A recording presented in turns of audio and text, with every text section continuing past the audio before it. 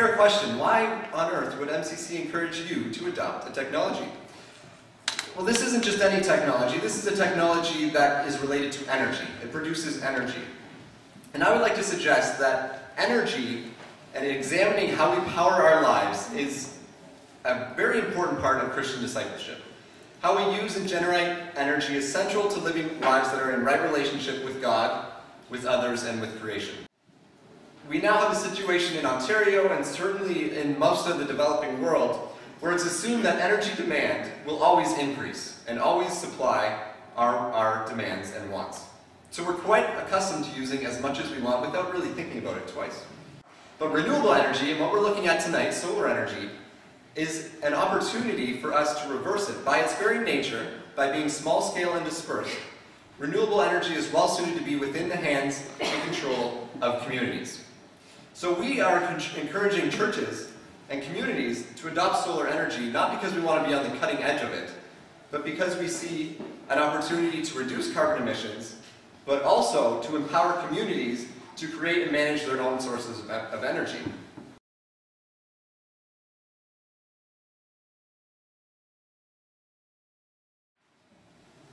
Local interest, there's been quite a bit of interest, more interest than I thought there would be in our area for applications for FIT and microfit. Basically, the FIT program is the feed-in tariff program, and that's projects larger than 10 kilowatts. Most applications we're seeing are microfit applicants, and those are any projects less than 10 kilowatts. We've seen a total of 214 applications on the microfit throughout the region, which represents 1.7 megawatts roughly of electrical demand.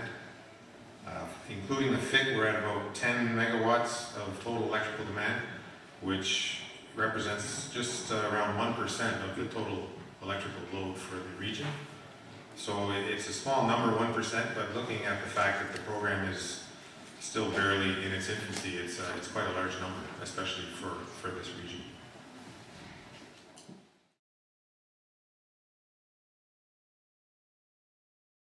It's a 5-year loan with a 10-year amortization, and it's a range from $10,000 to $40,000. When we deal with churches, we'll finance the first $40,000 at that rate, and then as part of the Creation Care loan, and then the rest of it will be as part of the regular financing loan.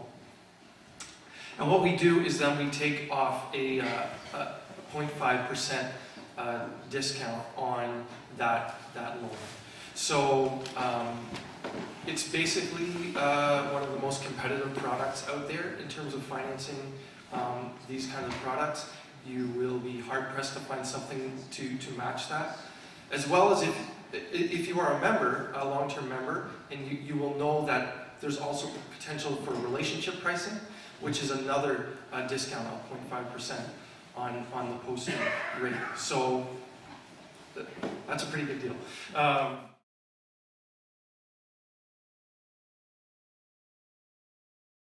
A little bit. There's a church in Toronto, a Unitarian congregation actually, and they put up a 20 kilowatt solar system. And they said that according to their analysis, they were actually going to reduce their carbon by 27.6 tons a year, which is great. But actually, if they had put in insulation in their attic, and they had actually put in a new lighting retrofit, they were going to reduce that by 41 tons every year. So that's almost double. So that's really huge. Conservation, like Darren was mentioning, is the big thing. If you can conserve, it's way better than producing, but producing is also really, really great, and right now is an amazing time to get into that. The microfit program right now is 80.2 cents per kilowatt hour if it's under 10 kilowatts, the size of your system. Just as a reference, Spain, I think, is the next highest, and they're at 41 cents Canadian per kilowatt hour.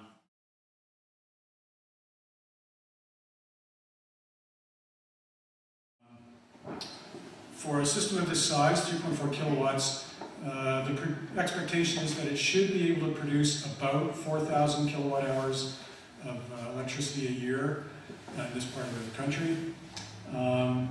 I went back through our electrical bills over the last couple of years, and we seem to be using in our house about 4,800 kilowatt hours. So our solar system should be able to produce about 85% of what we consume. So that seems pretty cool. And I can sort of touch on another self-serving, not so altruistic reason for going solar. We live in a bungalow. It gets really hot in there in the summer. And my wife is going, I can crank the air conditioning up guilt free. Because the solar thing on the roof is putting the juice into the air conditioning. So that's kind of nice too. On the income side of things, thanks to microfit, with this kind of generation, we anticipate an income stream of about $3,000 a year roughly. So you can see that in our situation, it's going to basically cash flow itself.